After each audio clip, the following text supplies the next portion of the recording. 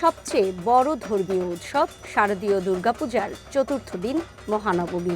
সারা বছর ধরে যে উৎসবের জন্য অপেক্ষায় তার বিদায়ের সুরও বাজে এই দিনে। অন্য সম্প্রদায়েরা আমাদের যেভাবে সহযোগিতা করেছেন তারা এতে আরও উৎফুল্ল হয়েছে এবং আমাদের ষষ্ঠী থেকে সপ্তমী, অষ্টমী, নবমী এবং এখন বিদায়ের সুর বেজে দিয়েছে। আগামীকাল বিসর্জন হবে, সে কারণে ব্যথায় ভরপুর আবার আনন্দেও ভরপুর। এই অবস্থায় আমরা বর্তমানে খুব শান্তির সহিত এবং আনন্দের সহিত আমরা এই পূজা অর্চনা উৎসব পালন করছি। নবমী তিথি শুরুই হয় সন্ধি পূজা দিয়ে।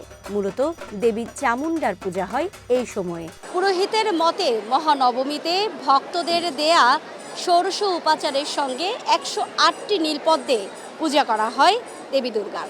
এছাড়া নীলকণ্ঠ, নীল অপরাজিতা ফুল আর যজ্ঞের মাধ্যমে মহানবমীতে বিহিত পূজা অনুষ্ঠিত হয়। সন্ধ্যা নামতেই ঢাক ঢোলের বাদ্য, আলোর ঝলকানি, অঞ্জলিতে মুখর হয়ে ওঠে রাজধানীর পূজা মণ্ডপগুলো।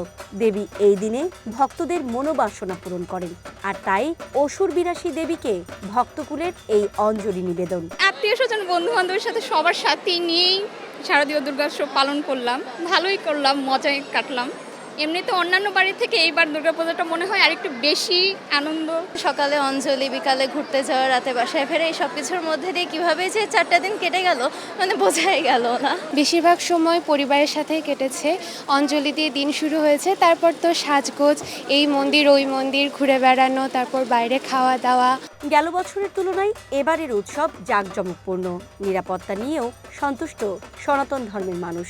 সরকারের যথেষ্ট সহযোগিতা দেখতে পেয়েছি, প্রশাসনের দায়িত্ব ভালোই ছিল। কত সুন্দরভাবে সারিবদ্ধভাবে নারী পুরুষ আলাদা আলাদা লাইনে এসেছে, এটা নিশ্চয়ই ধন্যবাদ দিতে হবে। সারা দিনের হই হুল্লোড় আর আড্ডা শেষে দেবী মায়ের কাছে প্রার্থনা, প্রত্যাশা, সম্প্রীতি আর মানবতায় ধর্ম বর্ণ নির্বিশেষে সকলে থাকবে এক হয়ে।